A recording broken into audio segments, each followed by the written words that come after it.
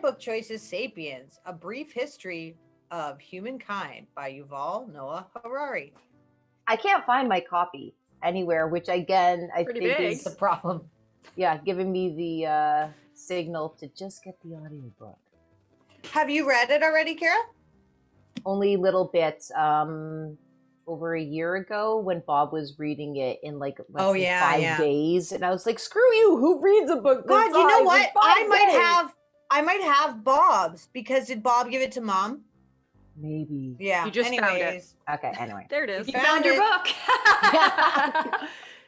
I chose this book because when Sarah asked me to join the book club, I had just started reading it, and I didn't know what I was signing up for. And how fast I would need to read a book. And there is I shouldn't say there's no possibility, but the possibility that I'm going to finish this in the book cycle of how many weeks? 6. 6?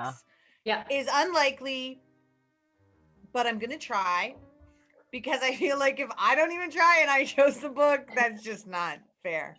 So I'm going to try. Yeah, so good luck to y'all reading this book. I feel sorry for you for doing this to you. I'm gonna have the opposite problem. Like Dan's like, we should go to bed. And I was like, yeah, and I'll just finish this section. I'm having trouble putting it down, and I just started it. Mm-hmm. So interesting. He's so funny. He's Yeah. such a good writer and storyteller, and he's just so funny. Like I'm laughing out loud already. Oh, good. Maybe I'm just a huge nerd. I just started it last night as well, and I couldn't put it down.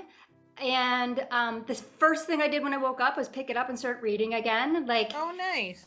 Yeah, It's so good. I don't know what, like, that's what I mean. Like, I thought it was going to be really dry and just about the history of mankind, but he writes really well. It's like a story of the history. He of relates mankind. it to today. Yeah, he like writes that. like a non-fiction with a lot of facts. It almost feels like a story. It's like Malcolm Gladwell-esque, I feel like. Yeah. Oh, yeah, I good love call, shares info. Cam. That's a good way. Yeah. Yeah. So that's all I got to say about that. It's a beefy one.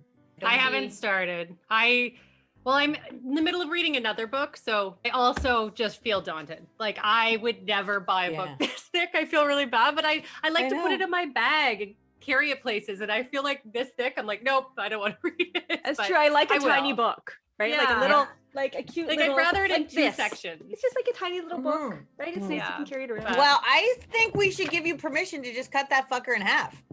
Yeah, People there we do go. that. Do it. And just carry half Do of it. People Yeah, do why not? that? There's a whole thing on that Lindsay social media I had. There's like this debate about, because there are people, like there's a whole slew of people who are huge readers and commuters, and what they do with big books is they cut them in half, and they carry half for the first half of the book and carry the other. I don't know if I can do that. I don't. And You can put them back together. I say whoever feels brave enough, because this reminds me of when I served my child a big meal, and I know she can put it back, but it's like if I put the whole burger in front of her, she almost is intimidating to start. But if I cut the burger in half, she'll probably eat the whole fucking thing.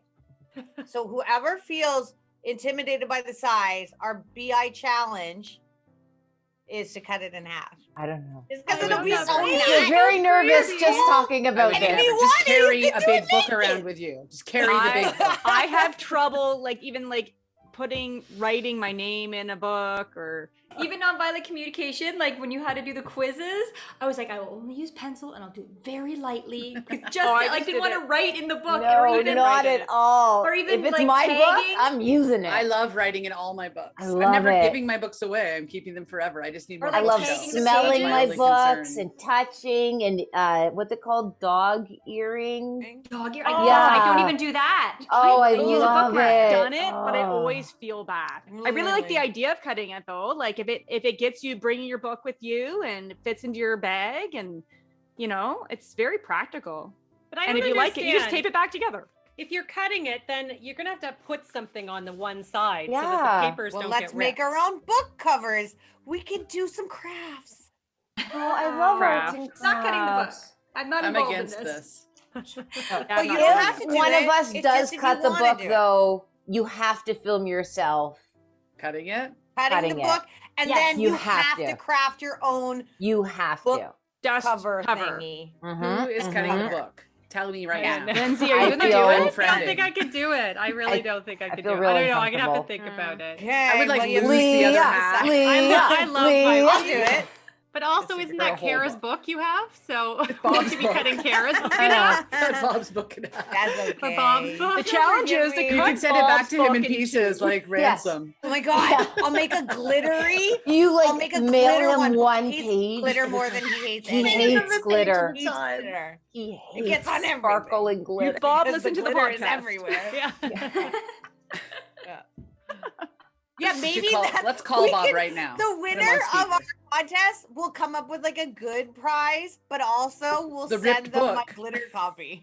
Maybe we'll make one of one of those hat contests. We can have two glitter winners, and they copy can of each get a half Sapiens. of the book. And there's one name in the hat. Yeah. You're like, yeah. "Ooh, Bob." You won. And the winner is Bob. Book interrupted.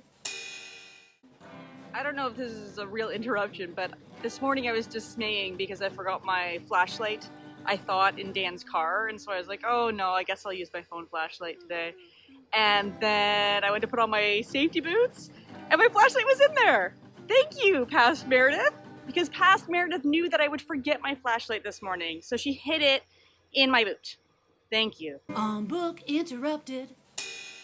I did watch a TED Talk with, even though I didn't read the book, but with Yuval Harari. And I found it really interesting that he was talking about how cooperation, like how humans are different from other animals. And he's talking about how cooperation is the reason that makes us different, and flexibility in large numbers, and how we should think about the human race as, instead of thinking about yourself as special and important and different, each person, that we need to think about the whole human race. This is just another thing like white fragility about how, no, you're actually not special. I mean, you are special, but let's try to think about things in a bigger context, even though we live in a world in which it's a me culture and I'm important and it's all about me.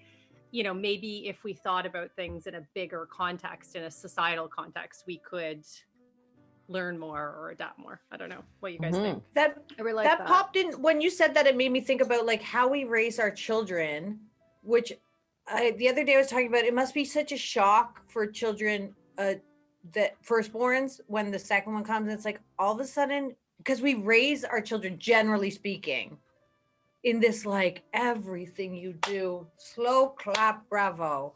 Like, so when you have the second born come and it's like ripped out of you, your individuality and specialness, it's kind of a good thing almost. And having an only child and only planning to have, I mean, it would take some reverse surgeries to have a child with my husband at this point. So like, how do you raise a child? Like, you want your kid to feel special and successful, but also like my kid, she thinks she's pretty fucking special. Like, somebody needs to talk to her. How Sure, do the you TED Talk. do that? That like individualism, that specialness, but like you don't want to raise, well, assholes, and you want to think of the community. Sarah, you talk about this often in talking about societally in Sanghalese culture. It might be more, you're successful, then you have to pass along the success.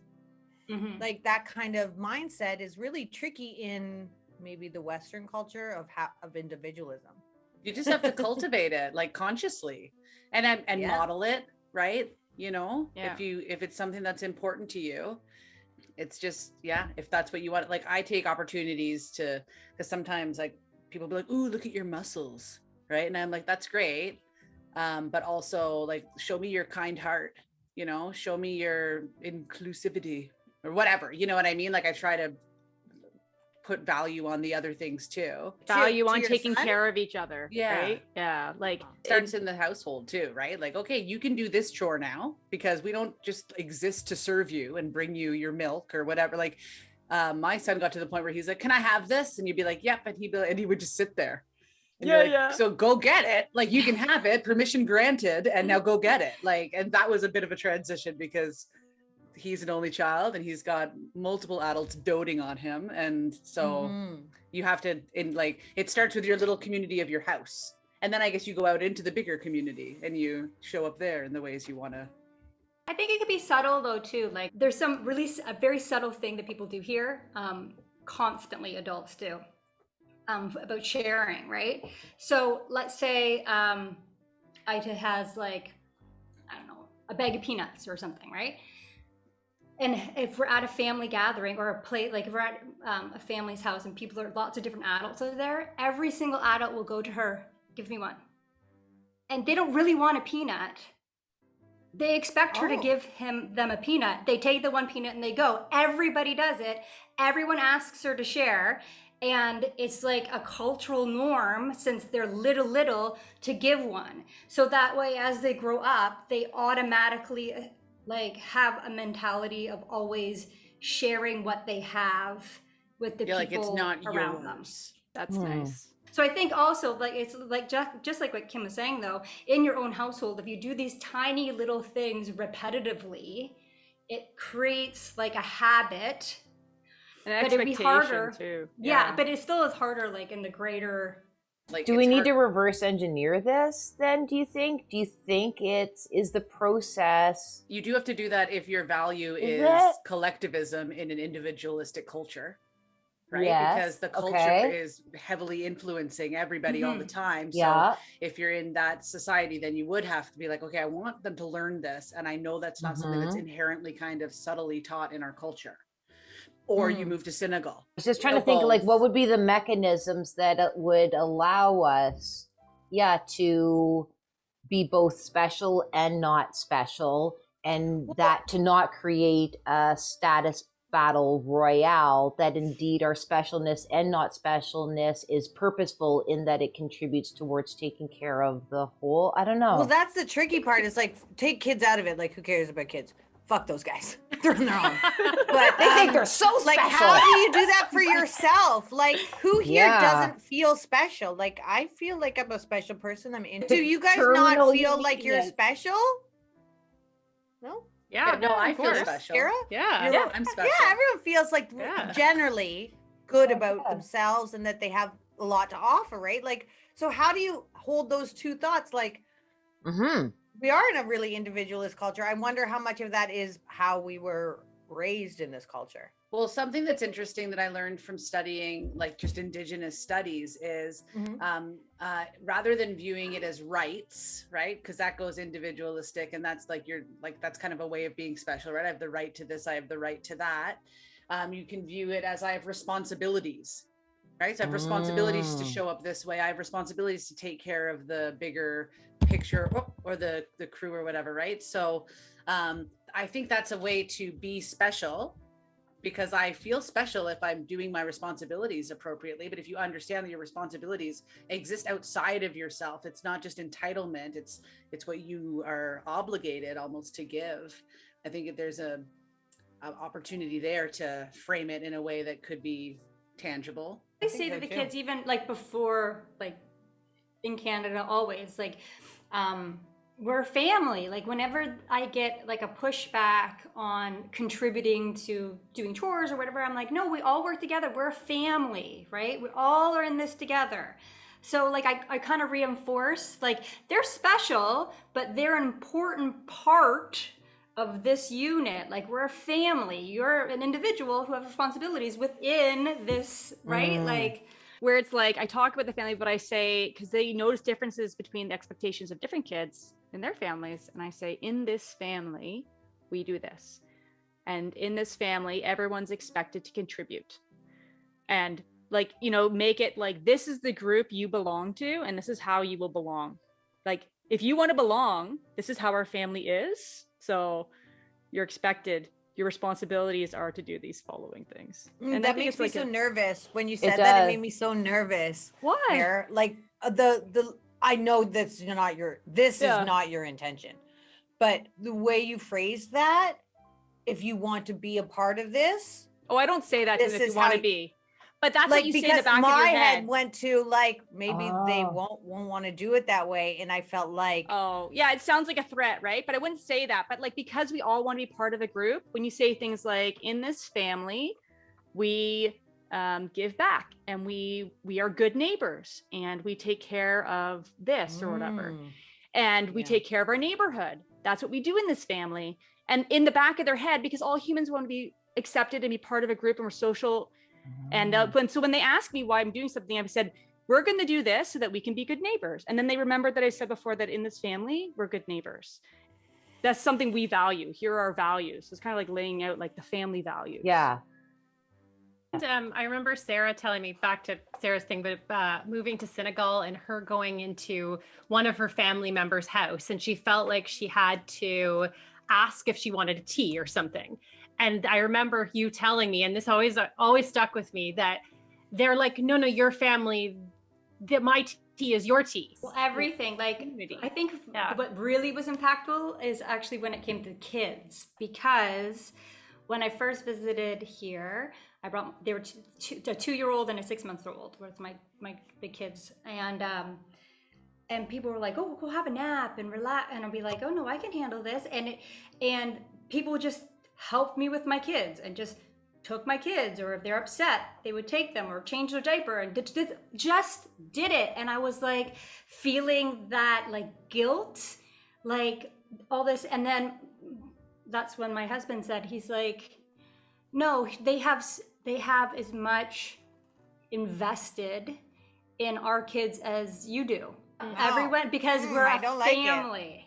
We're a family. So mine is mine, and what's yours is mine. But that's the thing, like, so I never have to worry. Like, they care just as much about my kids' success or failures. Maybe or it's a emotions trust or whatever. thing. I was just gonna say it's totally. I'm like, that would demand of me to become more comfortable with trust. And it's just there.